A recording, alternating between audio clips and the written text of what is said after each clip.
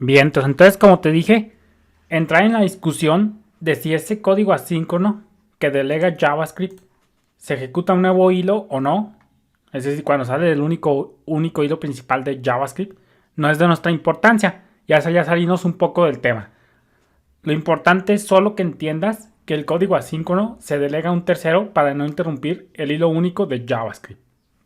Ya saber qué pasa de ahí en adelante, una vez que se delega, si se crea un nuevo hilo o no, no nos debe de importar. Lo realmente importante aquí es simplemente que JavaScript se ayuda de un tercero para mandar ese código asíncrono y que no interrumpa así el único hilo principal de JavaScript. Entonces ya de ahí lo que hace es el lugar al que se le delega, pues ya no es de nuestra incumbencia hasta cierto punto. Pero si me queda tiempo vamos a identificar todo eso.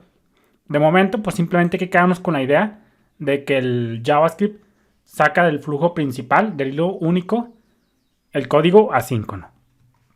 Entonces, cambiando un poquito el tema, dice, a un nivel sintáctico simple, el método then es la característica distintiva de las promesas. Y es normal añadir then directamente, déjame abrir el programa. Es tranquilamente, ahora sí que correcto hacer esto inmediatamente invocar el método then, porque sabemos que en este pseudocódigo nosotros asumimos que todo esto nos retorna un objeto promise. Entonces, como esto es un objeto promise, pues es normal luego encadenar el método then. Pero tranquilamente tú puedes meter esto en una variable, por ejemplo aquí, let promesa igual a esto, punto y coma, y luego ya sobre promesa haces esto. Pero nosotros tranquilamente podemos hacerlo directamente, por decirlo de una manera, con el encadenamiento de métodos. Entonces es algo muy importante para que lo consideres. Entonces eso simplemente es una regla de sintaxis. También es normal nombrar las funciones que devuelven promesas y las funciones que utilizan los resultados de las promesas con verbos. Y pues estos modismos conducen a un código que es particularmente fácil de leer. Por ejemplo, aquí fíjate cómo estamos usando getResultado en JSON. Esto tranquilamente pues se puede llamar, por ejemplo, obtener datos de una API. Entonces, pues lo normal es ponerle nombres de verbos a las funciones o a los métodos involucrados que operan con promesas. Pero esto simplemente es algo conveniencias de nombrado. Entonces vamos a seguir con los conceptos de acá de promesas y vamos a ver cómo sería de manera general, simplemente es teoría, cómo es el manejo de errores en promesas. Las operaciones asíncronas, en particular, las que implican conexión a base de datos, la networking, conexión por ejemplo a una API de terceros, a una API web, suelen fallar de varias maneras, obviamente, y hay que escribir un código robusto para manejar los errores que inevitablemente se producirán. Por ejemplo, si tú haces una consulta a una API externa, pues a lo mejor esa API o ese servidor puede que esté caído. En el caso de las promesas, podemos hacerlo pasando una segunda función al método then. Fíjate, vamos a crearnos otro ejemplillo. Por ejemplo, acá vamos a quitar ya esto ya lo conocemos. Vamos a descomentar esto que tenemos por acá. Y vamos a quitar ya todas estas notas que ya las conservamos para hacerlo un poquito más fluido esto. Nosotros podemos hacer tranquilamente esto. Lo voy a hacer un poquito más resumido. Punto y coma. Y le podemos, por ejemplo, poner en este caso muestra información. Y en este caso le puedes pasar tú una segunda función al método then. Vamos a ponerle callback que maneja. Vamos a ponerle por acá para que se vea un poco mejor. Callback que maneja el error. Entonces aquí, tranquilamente, el método then acepta dos funciones callback. Nosotros ya vimos esta, que es el caso de éxito. Pero también le tenemos que pasar opcionalmente, si queremos, para manejar los errores, otra callback que maneja el error. Como ya sabemos, vamos a anotar todas las notas. Todo lo que estoy leyendo lo voy a anotar para que lo entiendas mejor. Acuérdate que leyendo y anotando aprendemos más. Vamos a ponerle por acá una promise. Nada me costaba con leerlo simplemente, pero como es mucha teoría, esto del código asíncrono es muy bueno que lo tengas documentado. Una promesa representa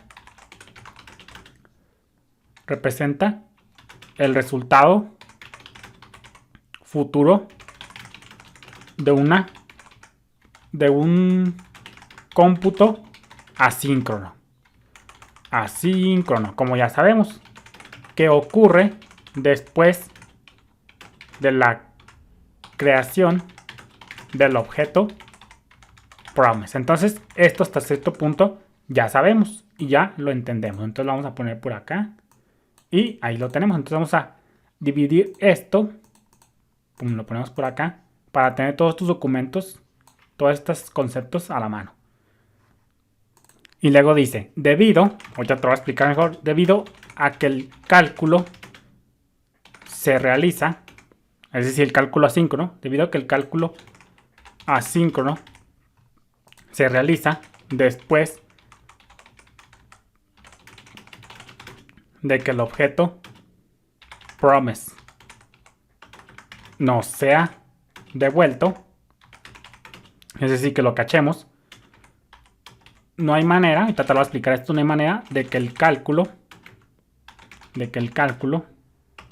pueda tradicionalmente, y es muy importante esto, tradicionalmente devolver un valor o lanzar una excepción. Entonces aquí, antes de explicar esto, vamos a ver un ejemplo, te voy a explicar un ejemplo de la vida real, que es porque ya te dije, ya sabemos lo que es el cálculo asíncrono, ya sabemos lo que es el código asíncrono y el código síncrono. Pero se me ha olvidado explicártelo cómo es un caso de la vida real. Fíjate, por ejemplo, un ejemplo de síncrono, porque síncrono tiene su propia definición. Fíjate, si abrimos una nueva ventana, vamos a ponerle por acá, vamos a ponerle síncrono. Y luego vamos a abrir, por ejemplo, la Academia Española. Academia Española.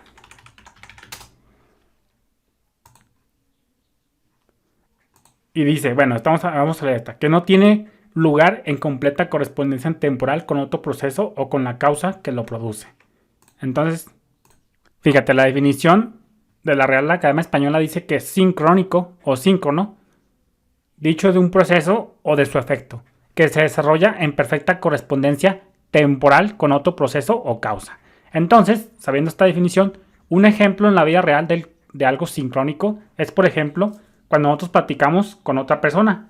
Cuando platicamos con una persona, lo más normal, y digo lo más normal, puede que no, pero lo normal o lo general, la lógica nos dice que cuando tú estás platicando con alguien, pues ya empiezas a platicar todo muy bien y inmediatamente tú dejas de hablar y inmediatamente la otra persona empieza a hablar, ya sea respondiéndote o dándote tu opinión. Entonces, cuando tú estás platicando con alguien en persona o en teléfono también, lo más normal es que cuando tú te comuniques con esa persona, lo más normal es que esa persona luego te comunique para dar su respuesta o su opinión. Entonces, ese es un ejemplo de código de sincrónico en la vida real, cuando tú estás platicando por teléfono, por ejemplo, o en persona, que lo más normal es que cuando tú dejes de hablar, la otra persona te responda con su respuesta. Y un ejemplo, lo más normal, lo más genérico. Y un ejemplo de asíncrono dice que no tiene lugar en completa correspondencia temporal con otro proceso o con la causa que lo produce. Acá dice que sí tiene correspondencia temporal. ¿Por qué correspondencia temporal? Porque en el mismo momento que tú estás hablando, inmediatamente la otra persona te contesta en vivo. Cuando tú estás platicando frente a frente en persona o por teléfono. Y acá se dice que no tiene correspondencia temporal porque eso pasa en un momento futuro. Pero vamos a dejarlo ya para el próximo video mejor. Saludos.